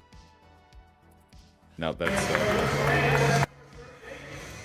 jumping ahead. Now they know. Let's go, Joe! Oh, that's his. That's the routine. We don't need that. Yeah, don't need that. All right, I think. Can't you see it in order? No.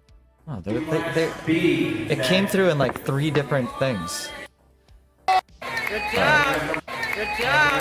Good job! Number 34. Scoot down just a little bit. There you go. Good job, man.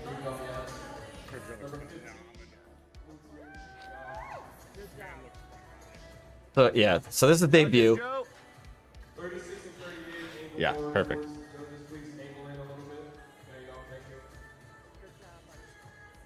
I'm a little behind, but we had Joe kind of turn toward the judges, or the judges kind of told him to turn. Yeah, so when I initially walked out, the person who walked out in front of me, someone stood in the wrong spot. This fucking guy. Like, he fucking walks out, and instead of standing, like, this guy comes, he stands where he's supposed to go. This guy comes, and he's supposed to stand next to him. And it said, this fucking idiot just stands in the middle, and I'm over here on the sidelines, be like, what is that guy doing? And then so this guy, because he thinks you're supposed to be that far away, naturally ends up making the same gap. And then this guy's like, I guess I'll just go in this hole. Yeah. And for anyone watching, just a reminder, this is debut, so none of us had been on a stage before. Yeah.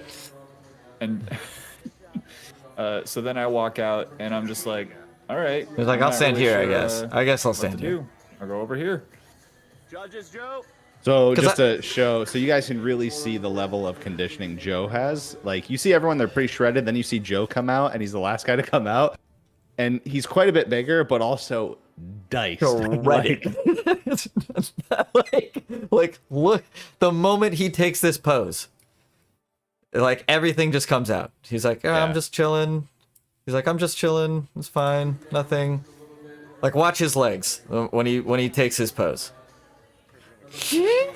Just Yeah.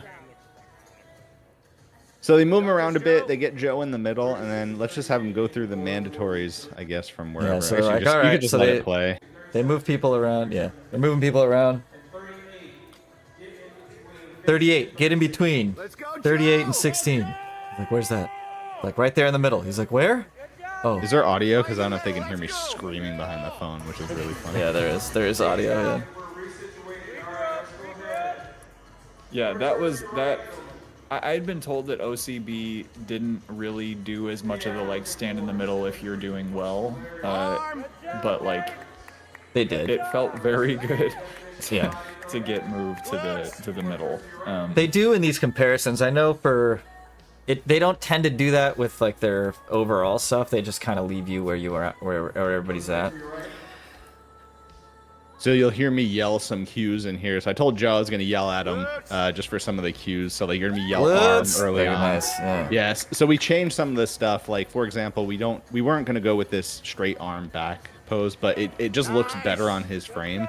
Yeah. So we decided to stick with it, and it's not very traditional. Like we followed J3U and Daniel Coffey, and it's not like a pose that he would necessarily recommend. But I think for his frame, it worked really well. But yeah, I think here like everything worked like flawlessly as far as like just your poise and conditioning and how you were presenting yourself. It worked really well. Just seeing like how these guys are set up and who's up there. So from what Joe was saying earlier, even though he won his debut class, realistically, they're looking for someone who's a little bit softer probably than Joe, maybe even the guy next to Joe to the left. Yeah. But Joe, I think, came in so undeniably conditioned and poised with his posing that I think that's really what won him the show.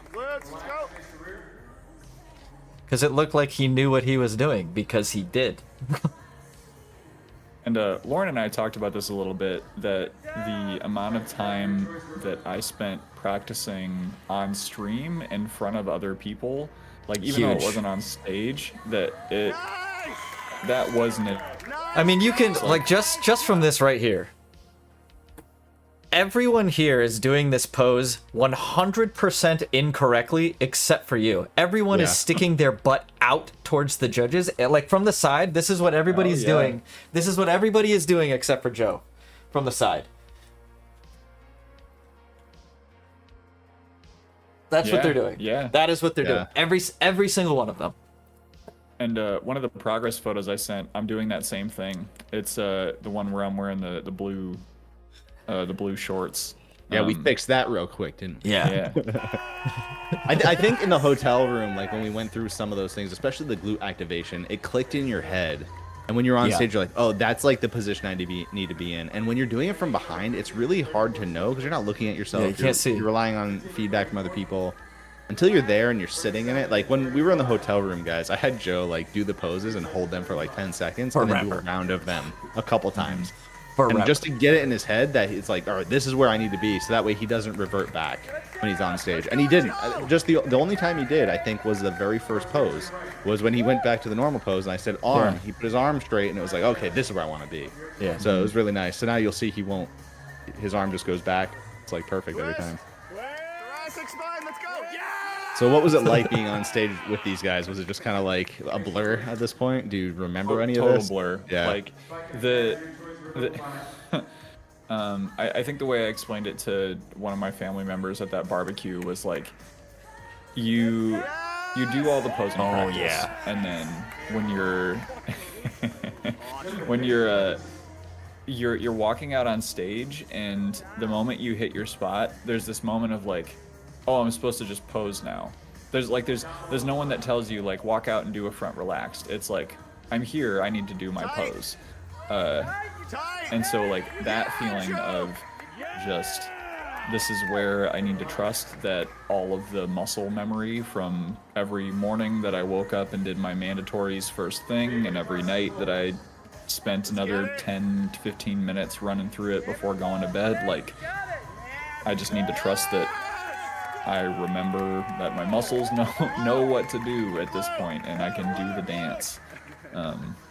But I honestly, like, I was super proud to stand on stage with these guys. I think the one who is second from the left there in this photo, or in this view, is that the dude who lost 130 No, pounds? it's the guy on the very far It's right. it's Carlos. This guy. This guy was like 300 pounds. His name wasn't Carlos. That's a different Carlos. But that's the guy who won. Yeah. Mm-hmm. I mean, that's the guy who lost all the weight. This guy used to weigh 300 pounds.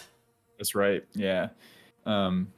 Just like, yeah. I mean, like that was another cool thing. Like I think one of you mentioned early on, like networking was going to be a thing that happened, and just like talking to these dudes and hearing their stories, like, was just really, really cool. You know, it's funny. It's interesting to me, like going there and talking to these guys, and we talked to a bunch of guys there too, and it was like the first timers, you know, they had some online resources, but you know, it made me realize like what we're doing in our Discord, not to plug the Discord, but realistically, it's like a lot of these guys could use, and like they can get a lot of the information that you got for free from people who have done this.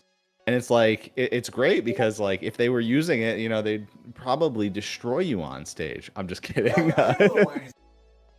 I think, no, I mean, like, honestly, to the point of like the criteria, right? And one of the reasons that I think after, like, there was the, you know, Blue's point of not doing better in open. And when I went back and read these criteria, and if it's okay if I just read it. Yeah. It takes 4 elements into account: ample muscularity, good definition, but not to the extreme, symmetry and presentation. Targeted look is a little less extreme than in men's bodybuilding. Shall you were on display the visible. cusp. Yeah. It was the physique should not appear overly shredded, vascular, grainy, overly dense, or thick, but should display a balance between size and symmetry, complemented by clear lines between muscle groups, without cross-striated muscle groups as displayed in bodybuilding. So they didn't want striations. Like to where I think I fell short in that open was the person who, the dude who beat me, he looked relaxed as hell. Like he did not look like he was struggling in any way. But yeah, sorry to distract from. Oh no, I think this is valid. So I think, like, we'll show the open thing, right? But like, I think Jason skipped over the awards for the debut. But like, your debut, obviously, this like is awards for debut. No, this is the finals for debut. This is the overall debut. Like he won his class first, but that's okay. This is the overall. So he won his class first, and now he's on stage against the other winners of the other classes. So it's A, B, and C. So Joe's in B. So they're about to announce the winner, and Joe, you can go through it. Actually, you can just play that one. See, I want to find the debut one. Anyway, but realistically, looking at some of those guys based on those criteria, like maybe knowing what those are, and when we go to the open, we'll see it, and we'll say, all right, yeah, maybe that's the case. But regardless, you know, I think your posing as far as on stage with all these other guys was one of the best, if not the best, for Classic, in my opinion. I think you absolutely nailed it. Thank you, Ari. So you'll see like we get so hyped when he wins. That Cobra. Like, yeah. So this is a great video because this is like when he wins, and I'm just like so stoked. Well, and the way that they like call you out is anyone watching will see this, but you know, they start with 5th place, they'll call up 5th place, and then they'll work their way down. And so each time they were calling out another name, it's like there's that thing in the back of your head of like, oh man, they're gonna say my name. They didn't say my name. I mean, that must have been wild to feel that up there.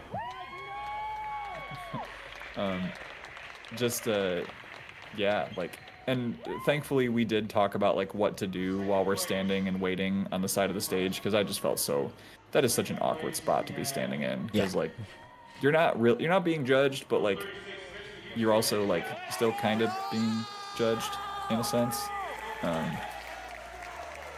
Yeah, we were so stoked for you, dude. It was like me and Ben were going crazy. I mean, the whole time in comparisons, and they just kept you in the middle, and they didn't move you an inch. And I'm like on the side of the stage, like trying to cheer and like yell out cues, and the whole time I'm just like fighting back tears. So I'm like, as from a coaching standpoint, I'm just like, holy fuck, like you did this, but I also like validated myself in doing this. So it was like, yeah. So I was like, holy fuck. He gets him there, B-Wolf. He left him hanging for a second, then he gets him at the end. No, we were both crying backstage. Yeah. I was like, I gotta get out again, but like I gotta get it's my like, let's shit not- together. But Let's not fuck your tan up. So let's go through. I guess we'll just go through the debut overall. We'll just go toward like the ending. They made him pose quite a bit up there, and then we'll go to the open and just show like how they did the open. And we'll show who won. I can't even see the. I don't even see the open comparisons. I've clicked on every one of these, but let me hold on. Let me find the overall. This is the overall. Perfect. This is the overall. This is the debut overall. Nice.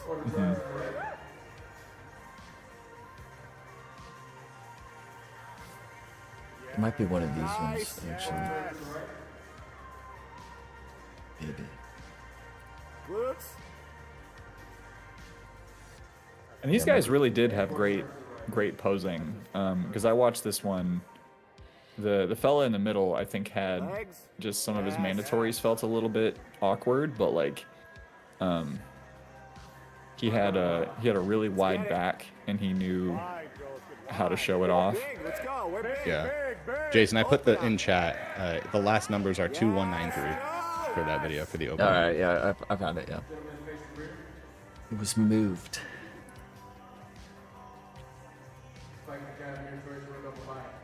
Let's get it. Nice and wide. He also had a good sneer. I put the pro photos in. Yeah, so inside of our folder. I think the pro photos are going to be awesome to show at the end because it's really. I think those photos turned out fantastic, especially the abdominal and thigh pose you got. Oh man, it is glorious. The one that's your profile photo. Nice. Perfect. Yeah, your back shot improved so much, dude. Like your glutes were like you nailed the glutes. I know it might be a little too lean for OCB, but honestly, dude, like you look very complete as a bodybuilder on here. Like you're we'll talk about this in a little bit, but your only path forward really is just like increasing size and like density. Like your legs are great, you know, putting on more size in your legs are great, but like your shoulders, your chest, your back. Arms. And that's going to be, arms. That's going to be something that you just do. I think the way you're training your legs and stuff are going to be fine, especially for Classic. In my opinion, your legs don't need to be overly developed for Classic, and you are, like, at a really good spot. Yeah. Very symmetrical. Calves are insane. Yeah. The calves, you know, the running. I don't know. I was really worried my legs weren't going to be big enough. Like, throughout the entire prep, just, like, I kind of fixated on the runner legs thing, and that I'd always kind of been fighting that a little bit. But now when they showed out, I was really happy with that. I think a lot of the work that I did with Lou in that last like 16 weeks really helped my hamstrings and glutes. Because if I never have to do another RDL, like I know I'm gonna have to do RDLs, but if I never had to do another fucking RDL, I would be so happy. I was so sick of them, but they worked. They worked RDLs so well. They're powerful. Mm-hmm. So here they're about to announce. You're holding this for so long, you're just like losing everything. You're like I can't squeeze my legs anymore. Uh-huh. Overall, Classic Physique debut winner is. Yeah, they made us hold it for a long time while they were deliberating.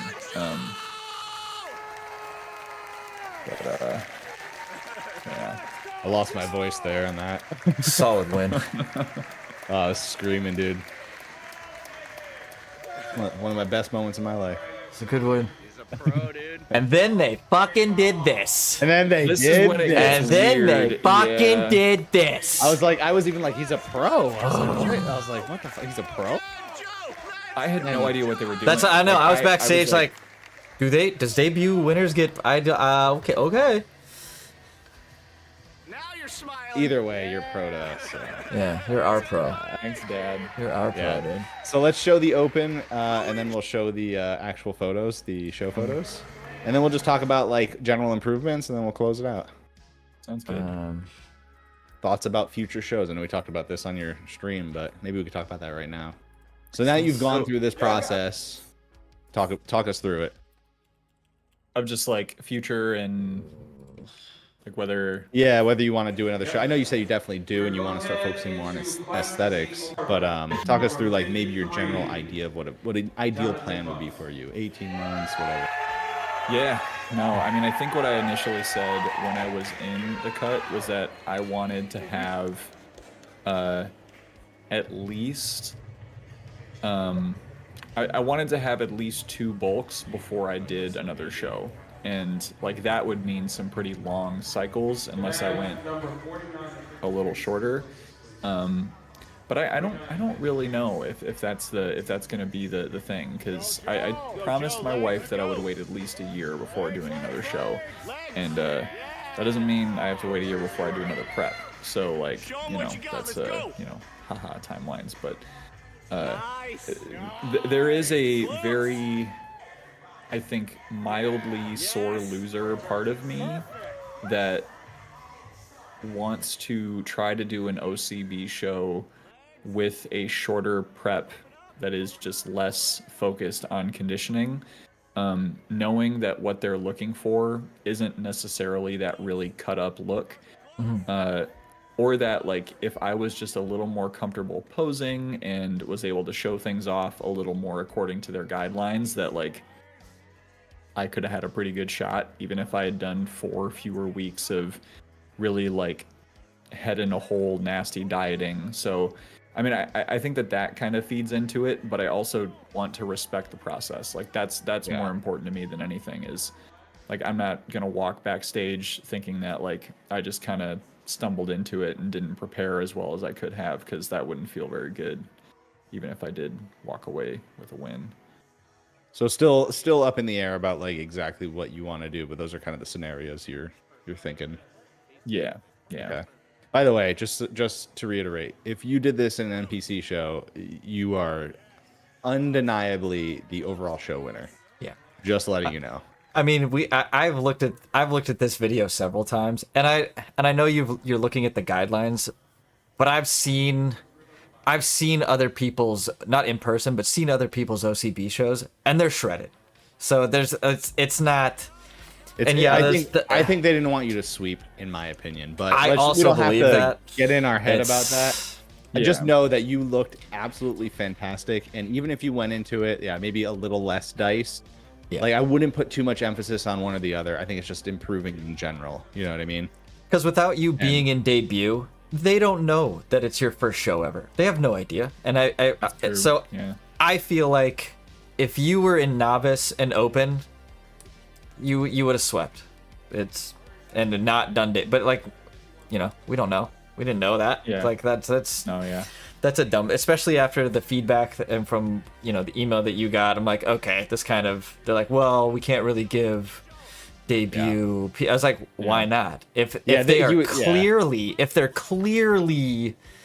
the front runner, like it seems weird. The promoter was taking videos of you only. Like you had like, multiple shots. You like they didn't take a picture of that other guy. You know what I mean? Like you definitely came in there and people recognized. People noticed you, dude. Like you absolutely nailed it. Like even all these poses here on these open guys, like your posing was undeniably the best posing on stage. I mean, like this guy is still pushing his butt back. Pushing his butt back. This guy was actually posing properly. He just was like doing it weird. This guy was obscene. I'm like you can even see how extreme this guy's. Your trunks were incredible too, by the way. This guy, everybody's pushing their butt back and doing a weird thing, so it looks funny. Like this guy wasn't even leaning back; he was like just forward. He was doing the pose properly, but he was just leaning forward in a weird way. Because I'm off to the side, like to the stage right, and like so I can see how everybody's standing. I'm like, this is ridiculous. Like what? So just to go through it here. So the guy in the far right won. Joe got second. I wasn't sure who got third, fourth, and fifth, but we were surprised. But at the same time, Joe kind of went through the guidelines, so it kind of makes sense. The guy is definitely bigger, obviously, right? Yeah. He was huge. Yeah. He was pretty good. But yeah, I mean, regardless, Joe had an amazing showing, and like overall debut is amazing. Even second in your class with a group this deep is insane. So yeah, congratulations. I'm very proud of that. Yeah, no, like to take second on that stage was still just extremely validating for all the work. I think this guy got third. I could be Maybe. wrong. But let's go through, I guess, I don't know if you want to go through more of these poses, but we can go through the photos and then we can kind of talk a little bit about like just improvements, and then we can kind of end it there. So yeah. So in my opinion, I think the photos turn out amazing. Jason will pull them up in a second. I think just overall, like, you know, density getting just bigger in general, and I think maybe having slightly higher body fat levels will help with that for sure if you're not in a prep for that long, so maintaining a little more size. But I think for like a solid off season, in your particular case, it's really just upper body stuff, man. Like your waist is a good size, your legs are actually pretty good. Just keep your body going as is, but maybe a little more focus on like the shoulders and the lats and the chest, you know? Yeah. I've been trying to balance out my chest for years, and it's definitely like it's come a long way. I still have this kind of divot on my right side, and I think that did come from there was like just some scapular issues that I've had over the years that took a long time to get worked out, but now that I went through the full PT for that, I'm starting to actually able to like use my chest a little more properly and do a lot more of the fly movements that are helping to kind of build that out. But yeah, I mean, chest, shoulders are big priorities for me. I think I really want to keep practicing posing in the off season and finding a way to work that into my routine. Your biggest challenge, I think, in this off season for posing is getting those lats to release fully. Because even on stage, like you could tell they're still in this little pose, tight. They're a little tight. They're a little stacked. So like your shoulder blades are coming back a little bit too much. So I think that's just something you got to play with, and we can work with you, to get that going. But yeah, I think overall, like this package itself is great. So it's like if you just keep improving on this, dude. I mean, it's not a major improvements really. I wish I could. So are you going to have Lou help you with some bodybuilding related routines and a program to kind of improve those weak points, you'd say, or what's your plan with that?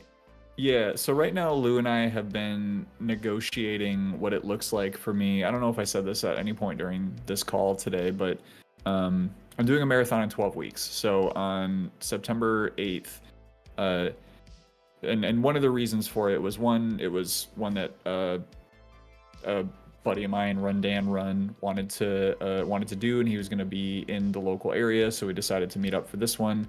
And like with just a lot of other things happening in life, it seemed like if I was ever going to try to do whatever name you could come up for doing a show and doing a marathon in the same year, like this was going to be the year that I tried to do that. So we are like having this back and forth on like how do we manage fatigue with trying to run what will eventually be around 40 miles per week and also lifting 3 to 4 times per week and still getting an appropriate amount of volume. But my goal is to run as little as possible, as slowly as possible, and still like adequately prepare for the race. So that's it's a fun little puzzle. It's challenging. Like we talked about it a little bit on stream today.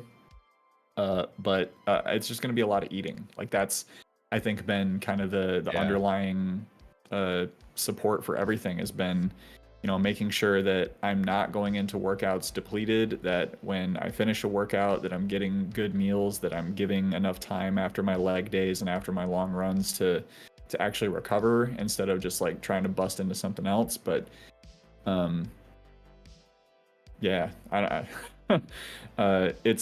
it's not a great idea, but it is yeah. You have a lot of goals, so Yeah. Well, no, because someone asked in chat, what is the reset look like and getting back to normal look like? And one of the things that's really important for me right now is having another goal. I was talking to Michael Runs Miles, who is I think was in chat a little while ago. I saw him earlier. Yeah. And I cannot imagine coming out of a show and just being like, I'm in the off season now. Like for me mentally, like I don't think it would be it would be really difficult for me to not have something else that I can focus on almost immediately after, like another goal that I can shift to, because like all the feelings that I had in that first week afterwards of here's how much I should be eating, here's how much I'm actually eating, you know, am I moving enough, are my expenditures changing, my body is like, I'm already bloating up from just like having a couple of drinks and just like eating some damn cake, but like, you know, like you see those changes happen so quickly and there's all those emotions behind it. And not if I didn't have something saying like there's a race happening, so I need to like dial in and figure out what that looks like, I would be really struggling right now. Sorry to ramble. No, I get it. Yeah. Understandable. I think we all have different like ways of thinking about this, and it's not your, I mean, bodybuilding isn't your, you know, bread and butter, you know, it's something you like to do, but you have other things going on. So I think most importantly too, like for you, like you were saying earlier, is getting that food in, making sure you're not sliding down that slippery slope of, you know, eating disorder. So, you know. So when it was all over, you know, pictures, meeting with the family, it was all, the show's done. What was like up until, I guess, you know, until we left to go back to our hotel, like what was going through your mind? I think I just really wanted to like be in the moment, and like that was the most important thing to me, is like having a really clear memory of what that day looked like and felt like, because I knew that there was going to be some part of me that afterwards was going to feel that just like huge drop off, right? Like there was certainly a sigh of relief. Like I think the biggest sigh of relief was actually when I ate that second packet of peanut butter cups, when I was like, I don't have to have any sort of feelings about this right now. Backstage, where it was like, yeah, like, you know, like it's kind of going back to the whole thing of like, you know, when like with natties, how important is peaking actually? It's like the work was already done, right? Like all the work, all the preparation was done.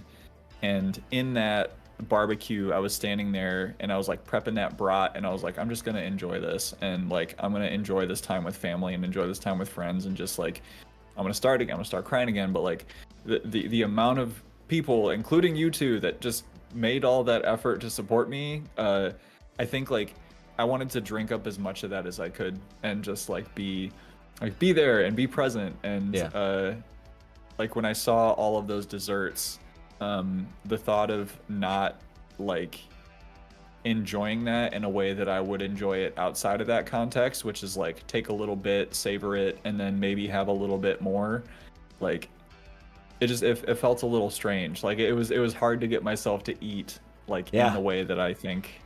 Oh, I know. It takes time. You're like, I'm gonna. I guess I'll have some of this cake, and you cut. I watched you cut like a little piece, and I just looked at Ari, like we're like, dude, eat the whole cake. We don't care, dude. Eat the whole cake. It's not all gonna be fat. It's not gonna go. Like, you're not gonna gain 10 pounds from this one. It's like that's not how this works. Just have like a problem usually binging for a week. A day of a few snacks isn't gonna kill you. But I mean, but it's a mental thing, you know. It really is. So yeah. I mean, you half of that cake is in my freezer, just so you know. You had spent. It looked good. I was gonna say, how much of that is actually in your? How much of all those sweets are in your freezer? Because I mean, you spent 4 or 5 months just meticulously making sure everything was on point, and now when you literally, and we both even said, like, you can, if you just don't want to track and eat whatever you want as much as you want for the next 2 days, we don't care. Just like, but on Monday, you need to reverse out, otherwise it will become a binge issue, and then that becomes problematic. But you like did it, you weren't doing it. And we're like, he's hyper responsible. Just fucking eat. Like I wanted to take the cake and just do what my wife wouldn't, and shove it in your mouth on, you know. I don't know, man. I honestly, like the whole thing, having your family hosting the barbecue and just us being there, dude. I loved every minute of it. It was an amazing experience. It was a nice little time away for me, and you know, it was great meeting with the fam and you and Holder and Belle, because like, you know, we built a relationship on Twitch, and it kind of blossomed outside of Twitch. We're all really good friends now, I would say, and it's like this is what it's about, you know, like supporting each other, and you know this is what this is, you know, and this, I get more out of this than you realize. So I mean, I really love that we were able to do this. Thanks for being And there, guys. you know, I've never been to Michigan, so Me either. It was Yeah. an experience. We And I walked almost- around the mean streets of. I Grand almost Rapids. got It was great. high score on a fucking pinball machine. So that's neat.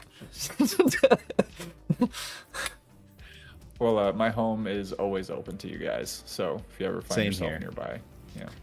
Yeah, same. All right, we're gonna have to do another collab like this with everyone. So, just to finish this out. So again, we do have this community called APE, Aesthetic Physique Enthusiast. It is really for people who are trying to transform their bodies or appreciate the art of bodybuilding and such. I did post a link to the Discord. You have to verify if you're going to join. So if you're going to join it and verify your identity, make sure you do that. It's in the rules section when you connect. But it's an awesome community of people. We talk about all sorts of things, transforming bodies, bodybuilding shows, you know, what have you. And it's really supportive. We love it there. And a lot of us are really good friends from Twitch specifically. So if you're interested, come on through. You know, if you just Joe, you awesome know, job, dude. if you're looking for lifestyle changes or how to make those lifestyle changes, it's a great community to help, you know, support you in that change, ask questions, coaching, whatever you know. There's a lot in that Discord. So, you know, if it's something that you just this whole field of fitness and health is just a massive minefield to navigate through, especially for somebody that has no idea, because there's so much information out there. A lot of it is true, a lot of it is not true, a lot of it is gray area. So it's, you know, if you're looking for a guide through the minefield, the Discord is where you're gonna find it. And everyone's going to be just like, even if you're just looking for that daily check-in, you know, of if you've been on a cut for a while or you've been trying to lose weight for a while, and just knowing that there are some people that you're like are also going through the same thing and are just there to share tips and like not try to sell you something while that's happening is just like such a great break from everything else on the internet. Yeah, I think that's key. It's like, this is free, guys. It's really it's a community. It is free. It's free. It's a community. It's where we're friends. We do these types of things. We travel to each other and hang out. You know, we're building bonds, baby. And yeah. Anyway, this was awesome, dude. I mean, congratulations, and I can't wait to see what you do in the future. Jason's gonna do a show next. I know he will. We're gonna get him a pro card. So Probably. Rocket was talking about trying to do a show. Scornia is doing a show. Hell yeah. Eddie's trying to do a show. Eddie, Beowulf, we're gonna make him come out of retirement. He won't. He's uncoachable. We can't coach him. He's uncoachable. Kira said he's gonna do another one, but I don't think Kira's in the Discord right now. He might join us on our side. He has his own coaches and stuff, so I get it. Yeah. But yeah, we could have won him a show. And sorry, one more shout out to Sweet Lou, who just because he's in Scotland. Oh yeah, Holder said join maybe. This conversation. Lou, if you're watching this later, just know, and I've tried to say it in our conversations, like you are just as much a part of this as anyone else here, and I couldn't have done it without your help. And I think everyone in this community just appreciates you so much more than we can articulate. Yeah. Lou is a real one. Lou is a pillar of this community. One of the, I would say 3 or 4 people who are doing stuff. And yeah, Lou, we love you, dude. So we give him shit, but we love him for it. Yeah. Now it's time for you to do that 20-week transformation. All right, we all got to make sure we give him shit because you know he loves that. All right, dude. This is awesome. How are you signing out, Jason? I don't know. Yeah. So you posted the link in the Discord. I will be posting a link on the YouTube to that Discord. So in case any YouTubers are watching, it will be in the description for that Discord link if you are interested. So thanks for everybody for hanging out, watching. Questions, comments. We're here to help. So that's it. Now we just I don't know. Now we just fuck around. Sure. Just we fuck around. Ari, do you want to do like sign off, name, handles, all that stuff? We can kind of go around the circle and do that.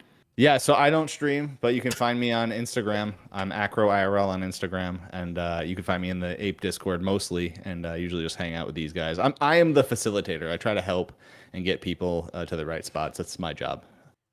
And it's Aesthetic Physique Enthusiast on Instagram, right? Aesthetic And Physique for info. Enthusiast on Instagram as well. So, so the Acro IRL is my Instagram handle, and then the Aesthetic Physique Enthusiast Instagram. And if you want to find more links to APE, you can go to apeenthusiast.com or afenth.com. There's a lot of different ones. I'll post them in chat, and you guys can find your way there.